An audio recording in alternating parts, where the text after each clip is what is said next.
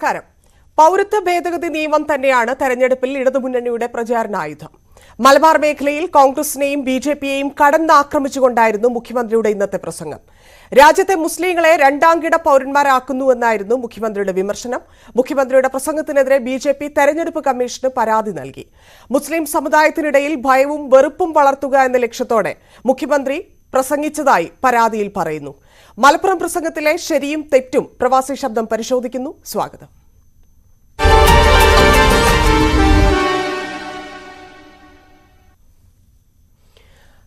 ചർച്ചയിൽ പങ്കെടുക്കുന്നത് ഇടത് സഹയാത്രികൻ ടി പി ഷമീർ, കോൺഗ്രസ് പ്രതിനിധി അജി കുര്യാക്കോസ്, ബിജെപി പ്രതിനിധി രമേശ് മാണിക്കോത്ത്. 3 പേർക്കും സ്വാഗതം. ആദ്യം ടി പി ഷമീറിലേക്ക്. ഷമീർ, പൗരത്വ ഭേദഗതി നിയമം തന്നെയാണ് LDFന്റെ പ്രധാന പ്രചാരണായുധം എന്ന് തെളിയിക്കുന്നത് പോലെയായിരുന്നു മുഖ്യമന്ത്രി ഇന്ന് മലപ്പുറത്ത് സംസാരിച്ചത്. അതുതന്നെയാണോ, ഇല്ലെങ്കിൽ അങ്ങനെയാണോ അതിനെ ഉപയോഗിക്കേണ്ടത്, പ്രത്യേകിച്ച് മലബാർ ഭാഗങ്ങളിൽ?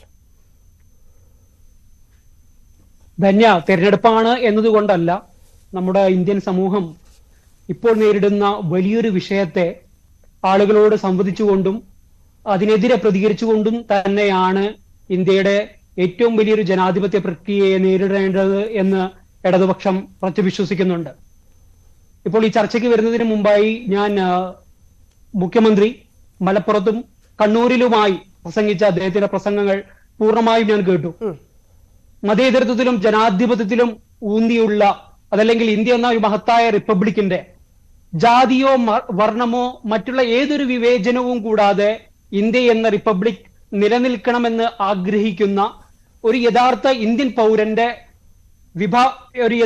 ഇന്ത്യൻ പൗരന്റെ വീക്ഷണത്തെ കൃത്യമായി അവതരിപ്പിക്കുകയാണ് ശ്രീ പിണറായി വിജയൻ ചെയ്തത്. നമുക്കറിയാം, സഖാവ് പിണറായി വിജയൻ 50 വർഷത്തിലേറെ കാലമായി നമ്മുടെ രാഷ്ട്രീയ പ്രക്രിയയിൽ സജീവമായി ഇടപെടുന്ന ഒരാളാണ്. അദ്ദേഹത്തിന്റെ പ്രസംഗങ്ങൾ അദ്ദേഹം എന്താണ് പറയാൻ ശ്രമിക്കുന്നതെന്ന് കൃത്യമായി പറയാൻ ശ്രമിക്കുകയും അത്തരം വിഷയങ്ങളെ സമൂഹവുമായി സംവദിക്കുകയും താൻ പറഞ്ഞ വിഷയങ്ങളോട് ക്രിയാത്മകമായും പ്രായോഗികമായും തന്നെ പ്രതികരിക്കുകയും ചെയ്യുന്ന അപൂർവം രാഷ്ട്രീയ നേതാക്കളിൽ ഒരാളാണ് സഖാവ് പിണറായി വിജയൻ. ഈ സഖാവ് പിണറായി വിജയൻ പങ്കെടുക്കുന്ന ഈ വേദികളിലും, അതല്ലെങ്കിൽ ഇപ്പോൾ ഈ CAA വിഷയങ്ങളിൽ പോലുള്ള ഇത്തരം വേദികളിൽ ഒഴുകിയെത്തുന്ന ആബാലവൃദ്ധം ജനങ്ങളെ കണ്ടുള്ള വിരളി പൂണ്ട പ്രതികരണമാണ് ഇപ്പോൾ BJP നടത്തിക്കൊണ്ടിരിക്കുന്നത്. അദ്ദേഹം മതവികാരങ്ങളെ വ്രണപ്പെടുത്തുന്ന രീതിയിൽ പ്രതികരിച്ചു എന്നൊക്കെയാണ് BJP ഇപ്പോൾ പുറത്തുവിടുന്ന ന്യായീകരണങ്ങൾ. പക്ഷേ നമുക്കറിയാം, ആരാണ് യഥാർത്ഥത്തിൽ മതത്തെ ഒരു രാഷ്ട്രീയ പ്രക്രിയയുടെ ഭാഗമാക്കി ഉപയോഗിക്കുന്നത് എന്ന്. രമേശ് മാണിക്കോത്ത്, ഇതാണ് മുഖ്യമന്ത്രി പറഞ്ഞതിൽ ഇടതുപക്ഷത്തിന്റെ അല്ലെങ്കിൽ ഇടത് അനുഭാവികളുടെ പ്രതികരണം അല്ലെങ്കിൽ ന്യായീകരണം. ഇതിൽ മുസ്ലിങ്ങളെ രണ്ടാം തരം പൗരന്മാരാക്കുന്നു എന്ന് പറയുന്നതിൽ മുഖ്യമന്ത്രി എന്ത് വിദ്വേഷ പ്രസംഗമാണ് നടത്തിയത് എന്നാണ് BJP പറയുന്നത്? നമസ്തേ. ഇന്ന് മലപ്പുറത്തുണ്ടായ ശ്രീ പിണറായി വിജയന്റെ പ്രസംഗം ഞാനും കേട്ടിട്ടുണ്ടായിരുന്നു. അത് ഭരണപരാജയം മറച്ചു വെക്കാൻ വേണ്ടിയിട്ട് വർഗീയമായ രീതിയിൽ ജനങ്ങളുടെ തമ്മിൽ വിഘടിപ്പിച്ച് നിർത്തി ന്യൂനപക്ഷ വോട്ട് നേടുക എന്നുള്ള ഒരു തന്ത്രമാണ് ശ്രീ പിണറായി വിജയൻ ഇതിൽ ഉപയോഗിക്കുന്നത്. നമുക്കറിയാം, കഴിഞ്ഞ 7 വർഷം തുടർച്ചയായിട്ട് കേരളം ഭരിക്കുന്നത് ശ്രീ മുഖ്യമന്ത്രിയാണ്. ഒരു തെരഞ്ഞെടുപ്പ് വരുമ്പോൾ സാധാരണഗതിയിൽ എങ്ങനെയാണ് ഉണ്ടാവുക? അദ്ദേഹത്തിന്റെ ഭരണത്തിന്റെ കഴിഞ്ഞ 7 വർഷത്തെ 2 വർഷത്തെ ഭരണത്തിന്റെ നേട്ടങ്ങൾ ജനങ്ങളിൽ വിവരിച്ച് ജനങ്ങളുടെ വോട്ട് നേടുക എന്നുള്ളതാണ് ഒരു ജനാധിപത്യ പ്രക്രിയയിൽ ചെയ്യേണ്ടത്. അതിന് പകരം ഈ മലപ്പുറത്ത് വന്നിട്ട് അവിടെയുള്ള ന്യൂനപക്ഷങ്ങളുടെ ഇടയിൽ വർഗീയമായ രീതിയിൽ 2 വിഭാഗം, എന്താ പറഞ്ഞത്, ഇവിടെ മുസ്ലിമും അമുസ്ലിമും എന്നുള്ള രീതിയിൽ വന്നിരിക്കുന്നു എന്ന് പറഞ്ഞത്. ഞാൻ ചോദിക്കുന്നു, മലപ്പുറത്തിൽ എന്തിന് ഇതിലിരിക്കുന്ന നമ്മുടെ ഷമീർ, ഇവിടെ CPM പ്രതിനിധി, അദ്ദേഹത്തിന് എന്താണ് പ്രശ്നം? CAA ഒരു പ്രശ്നമില്ല, ഇന്ത്യയിൽ ഒരാൾക്ക് പ്രശ്നമില്ല. എന്താണ് CAA പ്രശ്നം? അത് പറയാതെ ജനങ്ങൾ മറച്ചു വെച്ചുകൊണ്ട് ജനങ്ങളുടെ ഇടയിൽ വർഗീയമായ പ്രചരണം നടത്തി 2 വിഭാഗമായി മാറ്റി വോട്ട് നേടുക. ജനങ്ങൾക്ക് പ്രശ്നമൊക്കെ ഉണ്ട്. അത് ഷബീറിന് മാത്രമല്ല, പല ജനങ്ങൾക്കും അതിൽ പ്രശ്നമുണ്ട്. കേട്ടില്ല. ജനങ്ങൾക്ക് പ്രശ്നമുണ്ട് CAA വിഷയത്തിൽ. അത് ജനങ്ങൾക്ക് എന്താണ് പ്രശ്നം? എവിടെ? ഈ രാജ്യത്തെ മുസ്ലിങ്ങൾക്ക് എന്താണ് പ്രശ്നം? എവിടെയാണ് പ്രശ്നം? ഈ രാജ്യത്തെ മുസ്ലിങ്ങൾക്ക് ഒരു പ്രശ്നമില്ല. ബംഗ്ലാദേശ് പോലുള്ള, അഫ്ഗാനിസ്ഥാൻ പോലുള്ള, അല്ലെങ്കിൽ പാകിസ്ഥാൻ പോലുള്ള രാജ്യങ്ങളിൽ അവിടെ പീഡനം അനുഭവിക്കുന്ന നിങ്ങൾ അനുവദിക്കുകയാണെങ്കിൽ ഞാൻ ഒറ്റ ചോദ്യം ചോദിക്കാം. ഇപ്പോൾ രമേശ് ജി എന്നോട് പറഞ്ഞു, ഇപ്പോൾ ഷമീറിന് എന്താണ് പ്രശ്നം എന്നൊരു ചോദ്യമുണ്ടായി. അത് ചോദിക്കാൻ നിങ്ങൾ ആരാണ്? ഇപ്പോൾ രമേശ് ജി എന്നോട് ചോദിച്ചത് എന്റെ പേര് ഷമീർ എന്നതുകൊണ്ടാണ്. നിങ്ങൾ ആ ചോദ്യം ഉന്നയിക്കുന്നത് എന്റെ മുസ്ലിം പേര് കണ്ടുകൊണ്ടാണ്. നിങ്ങൾ ആ ചോദ്യം ഉന്നയിക്കുന്നത് തന്നെ മുസ്ലിങ്ങൾ നേരിടുന്ന വെല്ലുവിളിയാണ്. ഈ പ്രശ്നം നിങ്ങൾക്ക് പ്രശ്നമുണ്ട്, ഷമീറിന് പ്രശ്നമുണ്ട് എന്നുള്ള രീതിയിൽ കേരളത്തിൽ ഇത് CPM ആണ്, ഞാനല്ല. അതുകൊണ്ടാണ് ചോദിച്ചു രമേശ് ജി ചോദിച്ചു ഷമീറിന് എന്താണ് പ്രശ്നം എന്നുള്ളത്. നിങ്ങൾ എന്തുകൊണ്ട് എന്നോട് ചോദിച്ചു? നിങ്ങളുടെ പാർട്ടിയാണ്, CPM ആണ്, ഞങ്ങളില്ല. അതുകൊണ്ടാണ് ഞാൻ ചോദിച്ചത്. ഇവിടെ ഒരാൾക്കും പ്രശ്നമില്ല. പിന്നെ റോഹിംഗ്യൻ മുസ്ലിംസ് കൊടുത്തില്ല. റോഹിംഗ്യൻ മുസ്ലിങ്ങളെ ആർക്കും വേണ്ട. ലോകത്തിലെ ഏറ്റവും വലിയ മുസ്ലിം രാഷ്ട്രമായ സൗദി അറേബ്യക്ക് വേണ്ട, പാകിസ്ഥാന് വേണ്ട, അഫ്ഗാനിസ്ഥാന് വേണ്ട. കേരള മുഖ്യമന്ത്രിക്ക് എന്താണ് കുഴപ്പം? അപ്പൊ ഇത് ജനങ്ങളെ വിഘടിപ്പിച്ച് ഭരണത്തിൽ എങ്ങനെയെങ്കിലും ഈ കഴിഞ്ഞ തെരഞ്ഞെടുപ്പിൽ 8% കുറവ് വോട്ട് കിട്ടിയാൽ നിങ്ങളുടെ ചിഹ്നം തന്നെ മരപ്പട്ടി മീനാബേച്ചിയാവും. അതിന് നിങ്ങൾ വർഗീയമായി നിങ്ങൾ മാറ്റുകയാണ്. നിങ്ങൾ ആ മുഖ്യമന്ത്രിയുടെ പ്രസംഗത്തിൽ അദ്ദേഹം പറയുകയുണ്ടായി, സാരേ ജഹാം ശേച്ച ഹിന്ദു സുൽത്താൻ ഹമാര. ആ ഗാനം എഴുതിയത് ഒരു മുസ്ലിമാണ്. ഞങ്ങൾക്കറിയാം മുസ്ലിമാണ് എഴുതിയത്. ഞങ്ങളത് എല്ലാ ദിവസവും പാടും. നിങ്ങൾക്ക് ഒരു പ്രാവശ്യം പാടാൻ പറ്റുമോ? പാടില്ല. നിങ്ങൾ ബലികുടീരങ്ങളെ പാടും. അതാണ് നിങ്ങളും ഞങ്ങളും ഏറ്റവും വ്യത്യാസം. എന്നിട്ട് ഞങ്ങളെ നിങ്ങൾ വർഗീയം പഠിപ്പിക്കണ്ട. നമുക്കറിയാം മുസ്ലിം ലീഗിനെ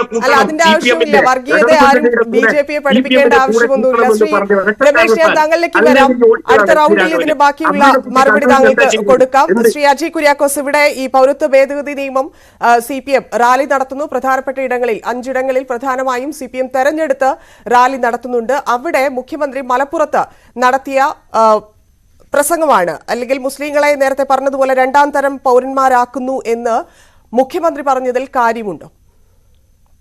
എന്ത് രസകരമാണ് ഇപ്പോഴത്തെ ചർച്ച. ഞാൻ ചിന്തിക്കുന്നത്, ഇന്നിപ്പം ശ്രീ രമേശിയും ഷമീറും തമ്മിൽ ഞങ്ങളുടെ നാട്ടിലെ ചക്കാലത്തും തമ്മിലൊരു അടി നടക്കുന്നുണ്ട്. ആ ഒരു കഥയുണ്ട്. ആ കഥ ഇപ്പൊ വിശദീകരിക്കാൻ പറ്റില്ല. അപ്പൊ അതുപോലെയാണ് ഇപ്പൊ നടന്നുകൊണ്ടിരിക്കുന്നത്. നോർത്ത് ഇന്ത്യയിൽ മൊത്തം ഹിന്ദു വർഗീയത കൊണ്ടുവന്ന് നടക്കുന്ന രമേശിയുടെ പാർട്ടിയും ഇവിടെ എങ്ങനെയെങ്കിലും വർഗീയത ഊട്ടി ഉറപ്പിച്ചുകൊണ്ട് കേരളത്തിൽ ഭരണം പിടിച്ചെടുക്കണമെന്ന് ചിന്തിക്കുന്ന ഷമീറിന്റെ പാർട്ടിയും രണ്ടുപേരും തമ്മിൽ നടക്കുന്ന ഈ ഒരു ചർച്ച ഞങ്ങളെ സംബന്ധിച്ച് വളരെ വ്യക്തമാണ്. കോൺഗ്രസിനെ സംബന്ധിച്ച് വളരെ വ്യക്തമാണ്. ഈ ഒരു കാര്യങ്ങളിൽ CAA സംബന്ധിച്ചായിരുന്നാലും ശരി, അയോധ്യയിലെ രാമക്ഷേത്രത്തെ സംബന്ധിച്ചാലും ശരി, ഹിന്ദുക്കളെ സംബന്ധിച്ചാലും ശരി, മുസ്ലിമുകളെ സംബന്ധിച്ചാലും ശരി, വളരെ വ്യക്തമായ ഒരു നടപടിയുള്ള ഒരു പാർട്ടിയാണ് കോൺഗ്രസ് എന്ന് പറയുന്നത്. അപ്പൊ നമുക്കറിയാം, കേരളം വിട്ട് ഞങ്ങൾ അങ്ങോട്ട് പോവുകയാണെങ്കിൽ ഈ ഷമീറിന്റെ പാർട്ടി, ശ്രീ ഷമീറിന്റെ പാർട്ടി ഞങ്ങളുടെ കൂടെയാണ് എപ്പോഴും ഉള്ളത്. അവിടെ ഞങ്ങൾ എന്നും എതിർക്കുന്നത് ശ്രീ രമേശ് ജിയുടെ പാർട്ടിയെയാണ്. അപ്പൊ നമുക്ക് മനസ്സിലാക്കാൻ പറ്റുന്നത്, ഇന്നിപ്പം ഈ വർഗീയത ചൂണ്ടിക്കാണിച്ചുകൊണ്ടിരിക്കുന്ന രണ്ടുപേരും ഈ വർഗീയതയ്ക്ക് അനുകൂലമായിട്ടുള്ള സംസാരമാണ് നടത്തിക്കൊണ്ടിരിക്കുന്നത്. ഇന്ന് ശ്രീ പിണറായി വിജയൻ കേരള മുഖ്യമന്ത്രി, ഞാൻ പറഞ്ഞു തരട്ടെ രമേശ് ജി, ശ്രീ പിണറായി വിജയൻ കേരള മുഖ്യമന്ത്രി അദ്ദേഹം മലപ്പുറത്ത് നടത്തിയ പ്രസംഗത്തിൽ വളരെ വ്യക്തമാണല്ലോ എങ്ങനെയാണ് അടുത്ത ഈ ലോക്സഭാ തെരഞ്ഞെടുപ്പിൽ അധികാരം പിടിച്ചെടുക്കേണ്ടത്, അതിന് ആരുടെ വോട്ടാണ് വേണ്ടത്.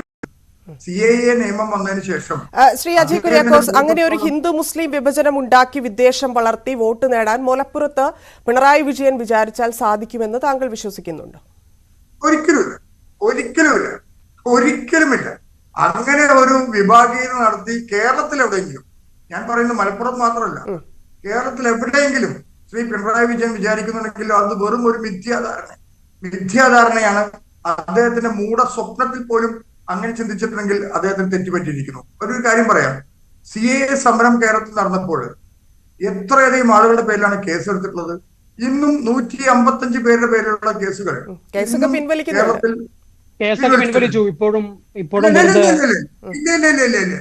പിൻവലിച്ചിട്ടില്ല. അക്രമസമരങ്ങൾ ഒഴികെയുള്ള മറ്റുള്ളതെല്ലാം പിൻവലിച്ചു എന്ന് മുഖ്യമന്ത്രി പ്രസ്താവനയിൽ പറഞ്ഞിട്ടുണ്ട്. ഞാൻ ഇന്നലെ തൃശ്ശൂർ ജില്ലയിലെ ഒരു പൊതുയോഗത്തിൽ പ്രസംഗിച്ചു വന്ന ആളാണ്. അപ്പൊ ഇവിടെ ഞങ്ങളുടെ കയ്യിൽ രേഖകളുണ്ട്. ഈ രേഖകൾ നിങ്ങൾക്ക് കാണിക്കാൻ സമയമില്ലാത്തതുകൊണ്ടാണ്. അപ്പൊ CAA സംബന്ധിച്ച് കോടതിയിൽ നടത്തുകൊണ്ടിരുന്ന കേസുകൾ ഇന്നും പിൻവലിച്ചിട്ടില്ല. അതിന് ചില കാര്യങ്ങൾ പറഞ്ഞിട്ടുണ്ട്, അത് നിങ്ങൾ മനസ്സിലാക്കണം. അതായത് CAA സംബന്ധിച്ച് സമരം നടത്തിയപ്പോൾ പൊതുമുതൽ നശിപ്പിച്ചു, അതല്ലെങ്കിൽ പൊതുഗതാഗതം സ്തംഭിപ്പിച്ചു എന്ന് പറഞ്ഞ കേസ് ഇപ്പം നിലനിൽക്കുന്നുണ്ട്. ഇത് സമരത്തിന്റെ ഭാഗമായിട്ട് പലതരത്തിലുള്ള നടപടികൾ സ്വീകരിക്കുന്നുണ്ട്. അപ്പൊ ഇത് CAA സമരത്തിന്റെ ഭാഗമായിട്ട് പൊതുമുതൽ നശിപ്പിച്ചു, പൊതുഗതാഗതം സ്തംഭിപ്പിച്ചു എന്ന് പറഞ്ഞ 155 കേസുകൾ ഇന്നും നിലവിലുണ്ട്.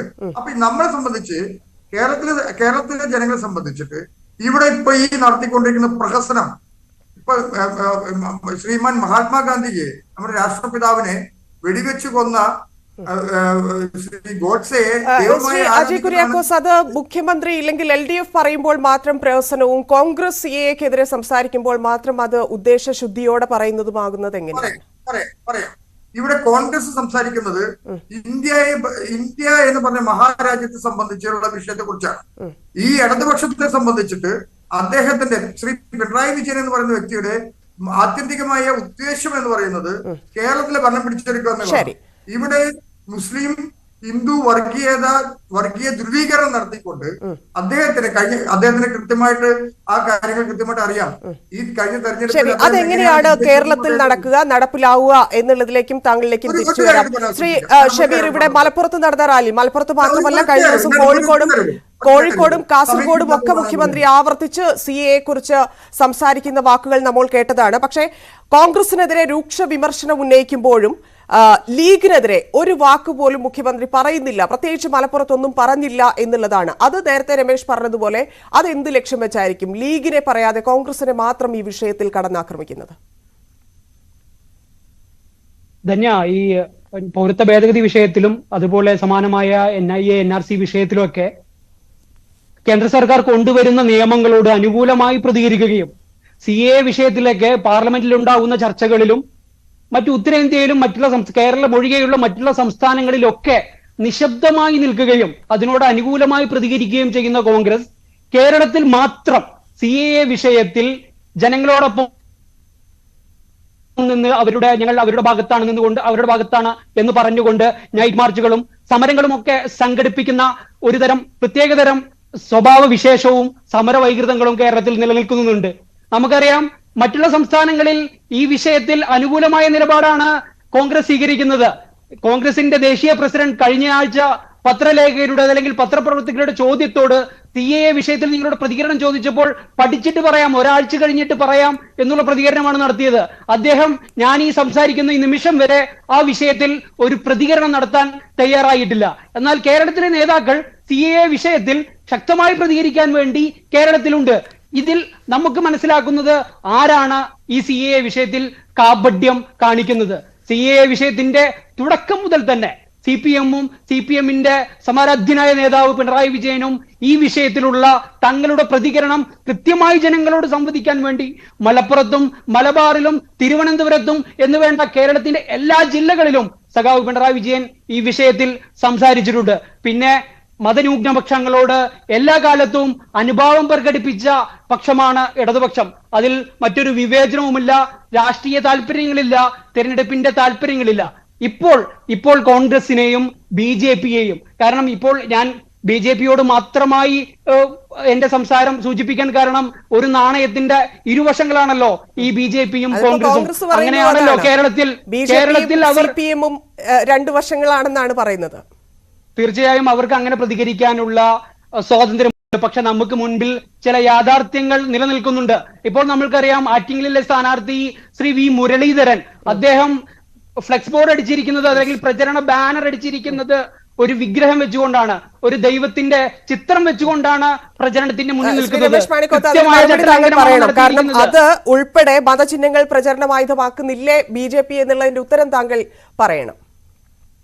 അത് പറയുന്നതിന് മുന്നേ മാഡം, അജയ് കുര്യാക്കോസ് പറഞ്ഞതില് ഒരു മറുപടി പറയേണ്ടിയിരിക്കുന്നു. അജയ് കുര്യാക്കോസ് പറഞ്ഞ് മറ്റ് സംസ്ഥാനങ്ങളിൽ വർഗീയത പറഞ്ഞു, ഞങ്ങൾ ഇവിടെയും വർഗീയത പറഞ്ഞില്ല. BJP ഇന്ത്യയിൽ എല്ലാം വികസനത്തിന്റെ കാര്യം പറഞ്ഞാണ് ജനങ്ങളെ നേരിടുന്നത്. രണ്ടാമത്തെ കാര്യം, അജയ് കുര്യാക്കോസ് പറഞ്ഞതിനോട് ഞാൻ വർഗീയതയുടെ വലിയ ഉദാഹരണങ്ങൾ മുമ്പിൽ നിൽക്കുമ്പോൾ എങ്ങനെയാണ് വികസനം മാത്രം പറഞ്ഞാണ് BJP വോട്ട് ചോദിക്കുന്നത് എന്ന് താങ്കൾക്ക് പറയാൻ ഞങ്ങൾ വികസനം പറയുന്നുള്ളൂ. വികസനമാണ് ഞങ്ങൾ പറയുന്നത്. പിന്നെ ഇടതുപക്ഷവും കോൺഗ്രസും പറയുന്നത് അത് ഞങ്ങൾ കെയർ ചെയ്യുന്നില്ല. ഞങ്ങൾ വികസനം പറഞ്ഞാണ് ഈ കഴിഞ്ഞ 10 വർഷം ജനങ്ങൾക്ക് മുന്നിൽ വെച്ചിട്ടുള്ള കാര്യങ്ങൾ, അതാണ് ഞങ്ങൾ പറയുന്നത്. അജയ് കുര്യാക്കോസ് പറഞ്ഞ വേറൊരു കാര്യത്തോടെ ഞാൻ യോജിച്ചു. അദ്ദേഹം പറഞ്ഞു, പിണറായി വിജയൻ നടത്തിയ ഈ രീതിയിലുള്ള വർഗീയ പ്രസംഗം അത് അവിടെ വോട്ടാകുമോ? ആവില്ല എന്ന് അദ്ദേഹം പറഞ്ഞു. അതിനോട് ഞാൻ യോജിച്ചു. ഏറ്റവും പ്രധാനപ്പെട്ട കാര്യങ്ങളിൽ രണ്ടാണ്. ഒന്ന് CAA, 2 അയോധ്യ. ഇത് വർഗീയമായിട്ടല്ലേ ഉപയോഗിക്കുന്നത്? അത് BJP എങ്ങനെയാണ് മറന്നു പോകുന്നത്? അത് എന്ത് വികസനത്തിന്റെ ഭാഗമാണ് CAA-യും അയോധ്യയും ഒക്കെ? മറന്നു പോകുന്നില്ല മാഡം. അത് കഴിഞ്ഞ തെരഞ്ഞെടുപ്പിലെ ഞങ്ങൾ ജനങ്ങളുടെ മുന്നിൽ മാനിഫെസ്റ്റോ വെച്ചതാണ്.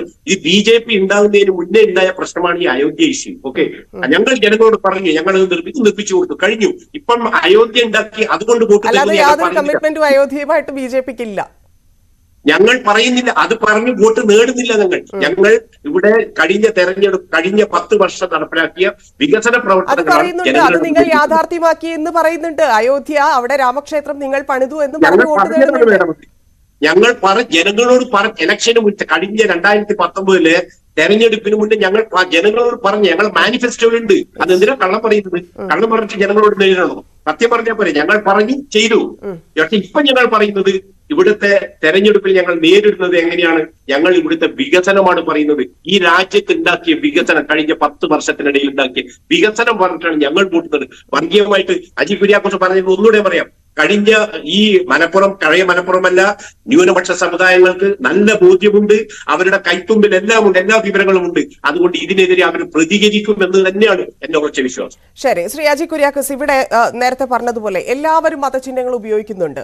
പ്രത്യേകിച്ച് ഇന്നിപ്പോ കേസ് വന്നതുകൊണ്ടാണ് ഞാൻ പറയുന്നത്, വി മുരളീധരൻ മതചിഹ്നങ്ങൾ ഉപയോഗിച്ച് പ്രചരണം നടത്തുന്നു, അതിന് കേസെടുക്കുന്നു. അപ്പം ഇത് തമ്മിൽ എങ്ങനെയാണ് വ്യത്യാസപ്പെടുത്തുന്നത്? കോൺഗ്രസ് ആരോപിക്കുന്നത് പോലെ, ഞാൻ നേരത്തെ സൂചിപ്പിച്ചതുപോലെ BJPയും CPMുമായിട്ടൊരു കൂട്ടുകെട്ടുണ്ട്.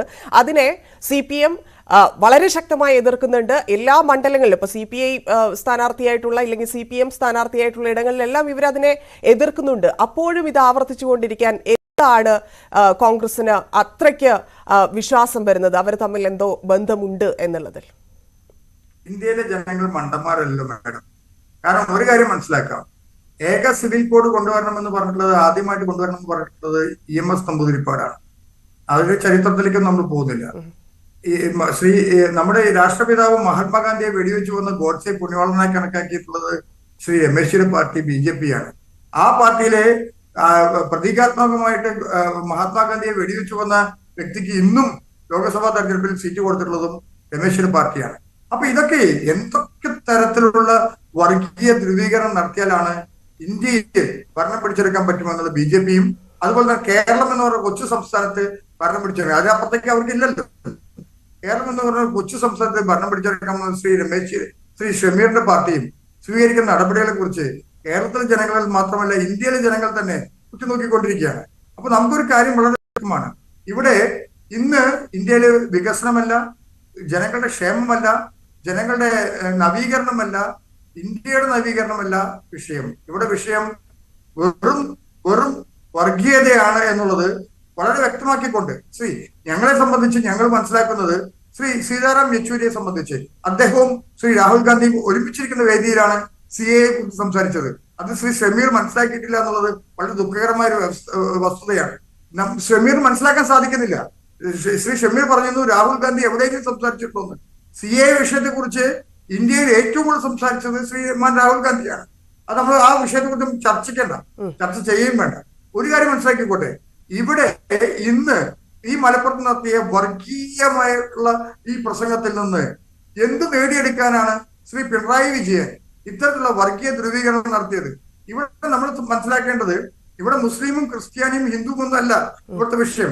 ഇവിടുത്തെ വിഷയം മനുഷ്യരുടെ പ്രശ്നം. 2019 ശബരിമലയെ കൂട്ടുപിടിച്ച ആളുകളല്ലേ കോൺഗ്രസ്സുകാർ?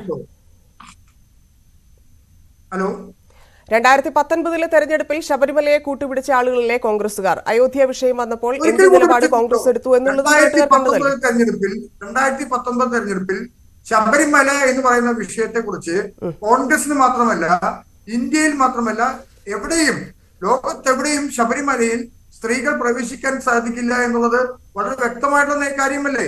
ആ വിഷയത്തെ കുറിച്ച് കോൺഗ്രസ് സംസാരിച്ചിട്ടുണ്ട്. കാരണം സ്ത്രീകൾ പ്രവേശിക്കാത്ത സ്ത്രീകൾ തന്നെയല്ലേ പറഞ്ഞത്. അവിടെ എന്ത് ചെയ്തു? ശബരിമലയിൽ നവ സദസ്സ് നടത്തിയും അതുപോലെ തന്നെ മനുഷ്യചങ്ങല നടത്തിയും സ്ത്രീകളെ പ്രവേശിപ്പിക്കാൻ വേണ്ടി ശ്രമിച്ചത് ആരാണ്? അപ്പൊ അവിടെ വർഗീയപരമായിട്ട് ചിന്തിച്ചത് ആരാണ്? കോൺഗ്രസ് ഒരിക്കലും ചിന്തിച്ചിട്ടില്ലല്ലോ.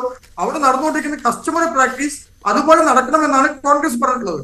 നേരെ മറിച്ച് അവിടെ നടക്കുന്ന കസ്റ്റമറി പ്രാക്ടീസ് നിലനിർത്തരുത്, അവിടെ നടക്കുന്ന ഇതെല്ലാം തെറ്റാണ്, അവിടെ നമുക്ക് സ്ത്രീകളെ പ്രവേശിപ്പിക്കണം എന്ന് പറഞ്ഞ് ചില സ്ത്രീകളെ പ്രവേശിപ്പിക്കുകയും അവരുടെ വീഡിയോ ഒക്കെ പ്രചരിച്ചില്ലേ? പ്രവേശിച്ചാൽ എന്താണ് എന്ന് ചോദിക്കണം. നമ്മുടെ ചർച്ച വഴിതിരിയുന്നത് കൊണ്ട് ഞാൻ അതിലേക്ക് കടക്കുന്നില്ല. പക്ഷേ ഈ കൂട്ടുപിടിക്കൽ എല്ലാ കാലത്തും കോൺഗ്രസും ചെയ്യുന്നതല്ലേ? കാര്യങ്ങൾ പറയട്ടെ. ഒരിക്കലും വർഗീയപരമല്ലാതെ ഇന്ത്യയുടെ വികസനം മാത്രം മുൻനിർത്തിക്കൊണ്ട് പ്രചരണത്തിൽ ഏർപ്പെടുന്ന പാർട്ടിയാണ് കോൺഗ്രസ്. ഇന്ത്യയെ എങ്ങനെ വികസിപ്പിക്കണം, ഇന്ത്യയിൽ എങ്ങനെ ഇനിയും മുന്നോട്ട് പോകണം, ഇന്ത്യ രാജ്യത്ത് ജനങ്ങളുടെ ക്ഷേമവും അവരുടെ ഔന്നിത്യവും അവരുടെ അവകാശങ്ങളും സംരക്ഷിച്ചുകൊണ്ട് മുന്നോട്ട് പോകണം എന്നുള്ളതാണ് കോൺഗ്രസിന്റെ ആവശ്യം. ഇവിടെ വർഗീയവനോട് ഹിന്ദു, ക്രിസ്ത്യൻ, മുസ്ലിം, സിഖ്, പാർസി വിഭാഗങ്ങളെ വേർപ്പെടുത്തിക്കൊണ്ട് ഭരിക്കാനുള്ള ഒരിക്കലും ഒരു ഉദ്ദേശവുമില്ല. അത് ഉണ്ടായിരുന്നെങ്കിൽ ഇന്നല്ല എന്നും കോൺഗ്രസ് അധികാരത്തിൽ വരുമായിരുന്നു. നിങ്ങളൊരു കാര്യം മനസ്സിലാക്കണം, ഇന്ന് ഇന്ത്യയിൽ കോൺഗ്രസ് ഇല്ലെങ്കിൽ, കോൺഗ്രസ് നശിച്ചു പോയെങ്കിൽ ഇന്ത്യ ഇങ്ങനെ ആയിരിക്കില്ല എന്നുള്ളത് കൂടി വ്യക്തമായി മനസ്സിലാക്കണം. ഷമീറിനെ പോലുള്ള ആളുകൾ വളരെ വ്യക്തമായി അതിൽ ആശങ്കയുണ്ട്, അതിൽ ജനത്തിന് ആശങ്കയുണ്ട്. കോൺഗ്രസിന്റെ പോക്കിലും കോൺഗ്രസിന്റെ അങ്ങോട്ടും ഇങ്ങോട്ടുമുള്ള ചാട്ടത്തിലും ഒക്കെ ആശങ്കയുണ്ട്. രാഹുൽ ഗാന്ധി ഉൾപ്പെടെയുള്ള ആളുകളിൽ ആശങ്കയുണ്ട് ജനത്തിന് എന്നാണ് മനസ്സിലാക്കുന്നത്. താങ്കളിലേക്ക് വരാം. ഷമീർ, ഇവിടെ മലപ്പുറം പോലൊരു സ്ഥലത്ത് CBI അടക്കമുള്ള ഏജൻസികൾ ഉപയോഗിച്ചുകൊണ്ട് ഭീഷണിപ്പെടുത്തിക്കൊണ്ട് ബ്ലാക്ക്മെയിൽ ചെയ്തുകൊണ്ട് പല നേതാക്കളെയും കൊണ്ടുപോയിട്ട് അവർ പോട്ടെ, അങ്ങനെ പോകുന്ന ആളുകൾ പോട്ടെ, കോൺഗ്രസിൽ നിന്ന് പോട്ടെ, അത് തിരിച്ച് BJPയിലേക്ക് പോയിട്ട് അവിടെ ഉണ്ടാകുന്ന വിഷയങ്ങൾ അവർ മനസ്സിലാക്കും. അടുത്ത വർഷം അല്ല, അവിടെയാണ് വിശ്വാസം തകരുന്നത്. പോട്ടെ എന്ന് കോൺഗ്രസിന്റെ പ്രതിനിധിയായിട്ട് താങ്കൾ പറയുമ്പോൾ ഇത് ആളുകൾ പോയിക്കൊണ്ടിരിക്കുകയാണ്. അവിടെയല്ലേ ജനങ്ങൾക്ക് വിശ്വാസം ഇല്ലാതാവുന്നത് കോൺഗ്രസിൽ? അത് വളരെ ദുഃഖകരമായ കാര്യം തന്നെയാണ്. ശ്രീ അജി കുര്യാക്കോസ്, ശ്രീ ഷമീർ, ഇവിടെ ചില സ്ഥലങ്ങൾ മാത്രം 5 കേന്ദ്രങ്ങൾ ഇല്ലെങ്കിൽ CAA പ്രക്ഷോഭം റാലിയുമായി ബന്ധപ്പെട്ട് സംസ്ഥാന സർക്കാർ LDF തെരഞ്ഞെടുക്കുന്ന 5 കേന്ദ്രങ്ങൾ എന്തുകൊണ്ട് കേരളം മുഴുവൻ എല്ലാ മണ്ഡലങ്ങളിലും പോയി വോട്ട് ചോദിക്കുക എന്നുള്ളതിനപ്പുറത്തേക്ക് ഇത് CAA വിഷയത്തിൽ മാത്രമായിട്ടൊരു പ്രതിഷേധം നടത്തുക എന്ന് ലക്ഷ്യമിട്ട സ്ഥലങ്ങൾ താങ്കൾ നോട്ട് ചെയ്തിട്ടുണ്ടാവും സ്വാഭാവികമായിട്ടും. അപ്പൊ BJP പറയുന്ന ഈ വർഗീയമായിട്ട് ഇതിനെ ഉപയോഗിക്കുന്നു എന്ന് പറയുന്നത് ശരിവെക്കേണ്ടി വരില്ലേ? ധന്യ, കോൺഗ്രസിന്റെ പ്രതിനിധി ഇവിടെ പറഞ്ഞത് ഇന്ത്യ എങ്ങനെ മുന്നോട്ട് പോകണം എന്നുള്ള ചിന്തയിൽ മാത്രം മുഴുകിയിരിക്കുന്ന ഒരു പാർട്ടിയാണ് കോൺഗ്രസ് എന്നാണ്. അങ്ങനെ വല്ലാതെ മുഴുകിയത് കൊണ്ടാണ് ഇപ്പോൾ കഴിഞ്ഞ 10 വർഷമായി BJP അധികാരത്തിൽ വരുന്ന ഒരു സാഹചര്യത്തിലേക്ക് ഇന്ത്യൻ ജനതയെ കൊണ്ടുചെന്നെത്തിച്ചത്. അസാധാരണവും അസാമാന്യവുമായ വിധം അഴിമതി ചെയ്തുകൊണ്ടാണ് കോൺഗ്രസിനെ ജനം പിടിച്ച് പുറത്താക്കിയത്. അത് അദ്ദേഹം മറന്നുപോയോ എന്നെനിക്കറിയില്ല. പിന്നെ ഇപ്പോൾ ധന്യ സൂചിപ്പിച്ചതുപോലെ CAA വിഷയം ഇപ്പോൾ തെരഞ്ഞെടുപ്പിന്റെ ഭാഗമായി മാത്രം കേരളത്തിലെ CPM-ഉം ഇടതുപക്ഷവും പിണറായി വിജയനും സംസാരിക്കാൻ തുടങ്ങിയതല്ല. CAA വിഷയം കേന്ദ്ര സർക്കാർ കൊണ്ടുവന്ന ആ നിമിഷം മുതൽ കേരളത്തിന്റെ എല്ലാ ജില്ലകളിലും ഇതുമായി ബന്ധപ്പെട്ട സമരങ്ങളിലും ഇതുമായി ബന്ധപ്പെട്ട വിഷയങ്ങളിലും പ്രതികരിക്കാൻ വേണ്ടി മുന്നിൽ നിന്ന പ്രസ്ഥാനമാണ് കേരളത്തിലെ ഇടതുപക്ഷ പ്രസ്ഥാനങ്ങൾ. അതിൽ മലബാറെന്നോ കണ്ണൂരെന്നോ മലപ്പുറമെന്നോ ഒന്നും വിവേചനങ്ങളില്ല. കേരളത്തിലെ മുഖ്യമന്ത്രി ഇതാ ഇപ്പോൾ കണ്ണൂരിലും മലപ്പുറവും കഴിഞ്ഞ് അടുത്ത ദിവസങ്ങളിൽ അടുത്ത ജില്ലകളിലേക്ക് പ്രവേശിക്കാൻ തുടങ്ങുകയാണ്. കേരളത്തിലെ മതന്യൂനപക്ഷങ്ങൾ മലബാറിൽ മാത്രമല്ല, പ്രചാരണത്തിൽ നിന്ന് മാറി നിൽക്കണം മുഖ്യമന്ത്രി എന്ന് പറയുന്നത്. ഇതിന്റെ അടിസ്ഥാനത്തിൽ ആളുകളെ തമ്മിൽ തല്ലിക്കരുത് എന്ന് പറയുന്നത്. ധന്യ, തീർച്ചയായും ഇന്ത്യ ഇന്ന് നേരിടുന്ന ഒരു വിഷയത്തെ കുറിച്ച് സംസാരിക്കുന്നത് എങ്ങനെയാണ് മതവിവേചനമാവുന്നത്, എങ്ങനെയാണ് അത് വിവേചനമാവുന്നത്, ഇല്ലെങ്കിൽ എങ്ങനെയാണ് ആളുകളെ തമ്മിൽ തല്ലിക്കലാകുന്നത്?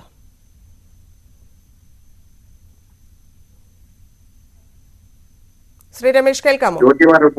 താങ്കളോടാണ്. ഇപ്പോ ഷമീർ പറഞ്ഞൊരു കാര്യം, ഷമീർ പറഞ്ഞു പിണറായി വിജയന്റെ യോഗങ്ങളിൽ ആൾക്കാർ കൂടിക്കൂടുകയാണെന്ന് പറഞ്ഞു. CPM-നെ സംബന്ധിച്ച് ഒരു യോഗത്തിൽ ആൾക്കാരെ കൂട്ടുക എന്ന് പറഞ്ഞാൽ വളരെ എളുപ്പമാണ്. ഇനി മര്യാദക്ക് വന്നിട്ടില്ലെങ്കിൽ ഇവര് സാധാരണയുള്ള ആൾക്കാരുണ്ടല്ലോ, തൊഴിലുറപ്പ് പദ്ധതി, അവരെയൊക്കെ ഭീഷണിപ്പെടുത്തി അത്തരം മനുഷ്യരെയൊന്നും നമ്മൾ അപമാനിക്കരുത് രമേശ്. പിണറായി വിജയൻ കേരളത്തിലെ ഓരോ പഞ്ചായത്തിലും മീറ്റിംഗ് നടത്തി ഇങ്ങനെ പോളറൈസേഷൻ ഉണ്ടാക്കി വോട്ട് നേടാൻ ശ്രമിച്ചാൽ കേരളത്തിലെ ഞാൻ അദ്ദേഹം പറഞ്ഞ വാക്കുകളിൽ ഒന്ന് ഒരു കാര്യം ചോദിക്കട്ടെ. ഇപ്പൊ ജൂതരെ കൂട്ടക്കൊല ചെയ്ത ഹിറ്റ്ലറുടെ നടപടി ലോകം തള്ളിപ്പറഞ്ഞെങ്കിലും അത് അനുകരണീയ മാതൃകയാണെന്ന് പറഞ്ഞ ഒരു കൂട്ടരെ ലോകത്തുള്ളൂ, അത് RSS ആണെന്നാണ്. താങ്കൾക്ക് എന്താണ് അതിൽ അഭിപ്രായം? അദ്ദേഹം നാസികളെ പോലും നാടിപ്പിക്കുന്ന പ്രവർത്തനമല്ലേ ഇവരിവിടെ കേരളത്തിൽ ചെയ്തത്. ഇവരിതിനെ പഴയതൊക്കെ പറയാൻ പോകുന്നത് എന്താണ്? ജർമ്മനിയിലെ എന്താ പറഞ്ഞത്? AP അബ്ദുള്ള കുട്ടീനെ എന്തിനാണ് ഇവർ കണ്ണൂരിൽ നിന്ന് പുറത്താക്കിയത്? ഇവർ പറഞ്ഞു ഭയങ്കര ന്യൂനപക്ഷ പ്രേമയല്ലേ. അദ്ദേഹം എന്താ ചെയ്തത്? പാർട്ടിക്കെതിരെ പ്രവർത്തിച്ചോ? ഫണ്ട് മോട്ടിച്ചോ? എന്താ ചെയ്തത്? അദ്ദേഹം ഒരു ന്യൂനപക്ഷക്കാരനാണ്. എന്റെ ജില്ലയിൽ മറ്റൊരു പ്രധാനപ്പെട്ട ഞാൻ നോട്ട് ചെയ്തൊരു സാധനം, നുഴഞ്ഞുകയറ്റക്കാരന്റെ ഒരാളെ വൈസ് പ്രസിഡന്റ് ആക്കി BJP. ഒരു നുഴഞ്ഞുകയറ്റക്കാരനെ പോലും വിടില്ല എന്ന കേന്ദ്ര ആഭ്യന്തരമന്ത്രി അമിത്ഷായുടെ പ്രഖ്യാപനം അതാരെ ഉദ്ദേശിച്ചാണ്?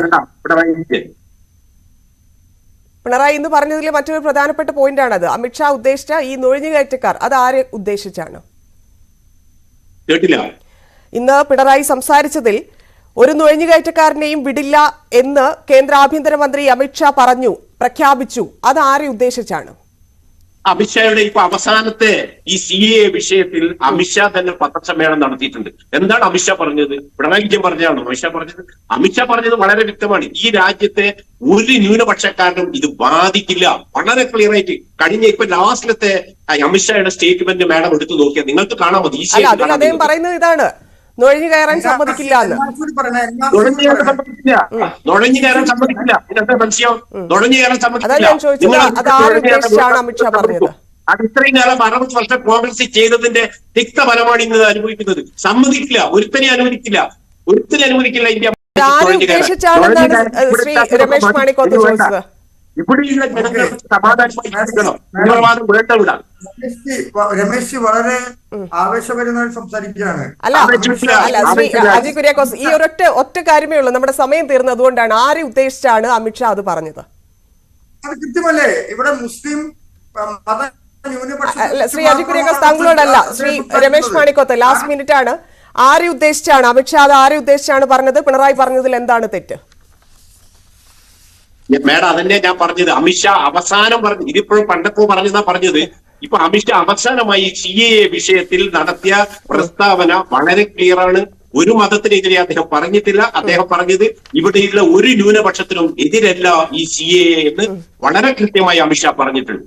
അതല്ല, താങ്കൾ ആ പോയിന്റിലേക്ക് വന്നില്ല. ആരെ ഉദ്ദേശിച്ചാണ് എന്നതിന്റെ ഉത്തരം എനിക്ക് കിട്ടിയില്ല. പക്ഷെ നമ്മുടെ സമയം പൂർത്തിയായി, അതുകൊണ്ടാണ്. ക്ഷമിക്കണം ശ്രീ അജയ് കുര്യാക്കോസ്. നന്ദി ശ്രീ TP ഷമീർ, ശ്രീ രമേശ് മാണിക്കോത്ത്, ശ്രീ അജയ് കുര്യാക്കോസ്. പ്രവാസി ശബ്ദം പൂർണ്ണമാവുന്നു. നമസ്കാരം.